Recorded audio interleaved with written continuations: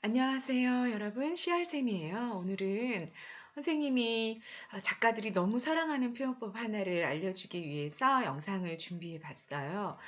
플러스와 마이너스의 대비예요. 정말로 고전에서 현대, 그리고 시가와 소설을 가리지 않고 정말로 많은 작가들이 이 플러스랑 마이너스를 대비하는 표현 기법들을 많이 사용을 하는데요. 자, 고등국어에서는 중요한 게 대비가 사용이 됐다 그러면 대비만 기억하면 안 되고 대비만 찾아내면 안 되고 도대체 그 대비를 통해서 작가가 얘기하고 싶은 거는 뭘까? 어떤 것을 이 표현법이 좀 숨기고 있을까라는 거를 여러분들이 좀 찾아내실 수가 있어야 돼요. 그래서 오늘은 이 대비의 효과가 뭔지까지 여러분들에게 좀 설명을 드리겠습니다. 자, 먼저 네, 예를 한번 보실까요? 안좋은의 만원사는 조선 후기에 창작된 유배 가사예요. 안좋은이라는 사람이 공금횡령을 저질렀거든요. 그래서 이제 추자도로 유배를 갔어요. 거기서 지어진 작품인데 본문을 한번 보실게요. 옥식진차는 어디로 가고, 옥식진차는 정말 산해짐이 너무너무 맛있는 그런 음식들이에요. 여러분, 안조원이라는 사람이 유배를 갔다 그랬잖아요. 그러면은 그 전에는 벼슬을 하고 있었겠죠. 벼슬을 쓸 당시에는 정말로 맛있는 음식 본인이 원하는 거 많이 먹었을 거예요. 근데 지금 유배 왔으니까 그 옥식진차는 어디로 가고 맥반염장을 대하오며, 맥반염장은 보리밥의 소금장이에요. 소금장. 그것만 밥을 먹는 거죠. 밥도 잘 안 넘어가요. 그래서 그냥 한 덩이 먹고 나머지 내어놓고 뭐 그렇게 살아가는데, 그렇게 맥반염장을 대하오며 금이와 식은 어디로 가고 굉장히 좋은 옷, 막 장식이 있는 비단 옷을 입고 살았었는데 그건 어디로 가고 현순백결 하였는고, 현순백결 누더기, 이게 누덕 기운 옷을 현순백결이라고 하거든요. 그걸 입고 지내고 있다라고 얘기하고 있는 중이죠. 자, 두 문장이 대구가 되어 있는데 이 두 문장 모두 과거에는 나는 정말로 잘 살았는데 플러스의 얘기를 하고, 그리고 현재의 마이너스를 대비하고 있는 중입니다. 자, 대비가 사용이 됐죠? 이 안에 작가는 도대체 무엇을 드러내고 싶어 했을까요? 이 표현 기법을 통해서. 네, 쭉 시간을 거슬러 내려와서 현대 시에서도 쌤이 한 편을 가지고 왔어요. 한번 보세요. 정지용의 고향이라는 시예요. 상꽁이 알을 품고 뻐꾸기 제철에 올 것만. 자연은 변함이 없어요. 예나 지금이나 너무나 아름답고요. 또 꿩은 알을 품고 있고요. 뻐꾸기는 그냥 철마다 똑같이 울고 있어요. 그런데 그 고향으로 돌아온 내 마음은 제 고향을 지니지 않고 먼 항구로 떠도는 구름. 어떻다는 얘기일까요?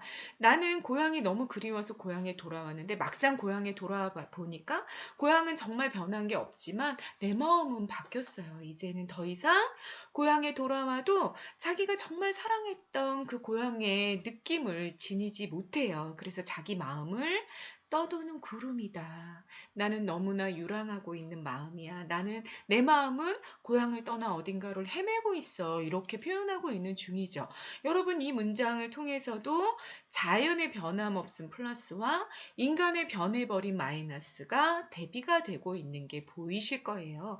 정주용은 이 두 개의 대비를 통해서 도대체 무슨 말을 하고 싶어 했던 걸까요?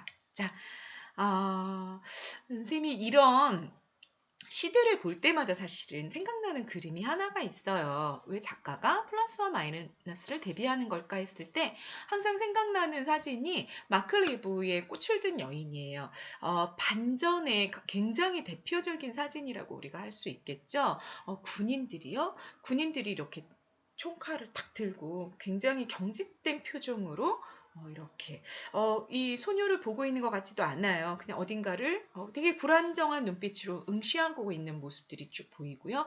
거기에 한 소녀가 꽃을 들고 서 있는 거예요. 여러분, 꽃을 든 이 여인의 순수하고 아름다운 모습과 그 바로 옆에 있는 굉장히 경직되고 폭력적인 어떤 도구를 들고 있는 군인들의 쫙 포진한 그 모습, 이 두 개의 대비를 통해서 마클리브라는 사진작가가 보여주고 싶어 했던 것, 드러내고 싶어 했던 것은 과연 무엇이었을까요?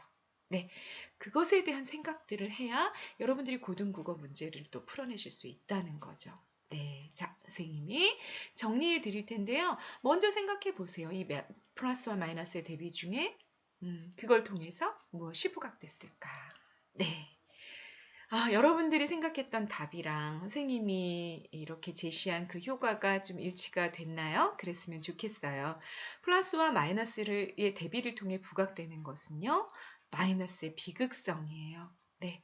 우리가 어둠이 정말 까만 어둠이 되기 위해서는 그 옆에 한 점의 빛을 주면 되는 거죠.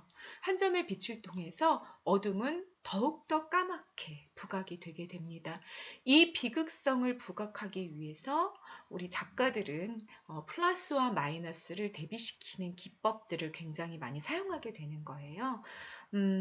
다시 말하자면 인간의 비극성 또는 유배온 현재의 고통스러움 또는 전쟁이 얼마나 폭력적이고 비참한지를 부각하고 싶을 때는 그 옆에 그것에 반대되는 플러스들을 점점이 놔주면 된다는 거죠. 그렇게 되면 그 마이너스가 갖고 있는 비극성이 훨씬 더 부각되게 된다는 겁니다. 자, 여러분 기억하세요. 이제 다시 마지막 정리. 플러스와 마이너스를 통해 대비를 통해 부각되는 것은 뭐다? 마이너스의 비극성이다.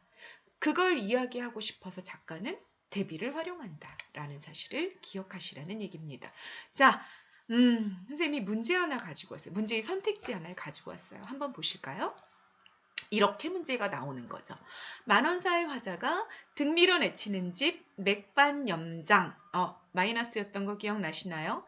그것과 대비하여 손잡고 반기는 집 옥식진찬. 네, 이거 뭐였죠? 과거의 플러스였었죠? 이것 등을 열거하는 것을 통해 대비가 열거가 됐는데 이걸 통해 임금이 다시 반겨주기를 바라는 작가의 심정을 짐작할 수 있다. 선생님 오타 났어요. 그냥 보세요. 임금이 다시 반겨주기를 바라는 작가의 심정을 짐작할 수 있다. 맞아요? 틀려요? 이렇게 나온단 말이에요. 이렇게. 그러면 여러분 이 문장이 틀린 문장이라는 걸 여러분들이 잡아낼 수 있어야 돼요. 왜요? 대비를 통해 부각하는 건 마이너스의 비극성이라 이렇게 우리가 정리했잖아요. 그러니까 만난사의 화자가 현재의 마이너스와 과거의 플러스의 대비를 열거한 것을 통해 부각하고 싶었던 거 작가의 심정은 현재의 고통스러움이다 라고 쓰여진 문장이어야만 이 문장은 맞는 문장이 된다라는 말씀입니다. 네, 문제가 어떻게 나오는지 아시겠어요? 네, 대비가 어떤 효과를 가지는지 여러분들이 정리하고 가셔야 되겠죠? 정리한 다음에는 이 기본적인 원칙을 다양하게 적용해서 문제를 풀어보시는 과정이 필요할 겁니다. 그래서 이런 문장을 여러분들이 이 문장은 어떻게 잘못됐는지를 잡아낼 수 있을 때 고등국어 독해가 원활하게 이루어질 거라고 생각이 됩니다. 네, 오늘은 여기까지 영상 찍겠습니다. 감사합니다.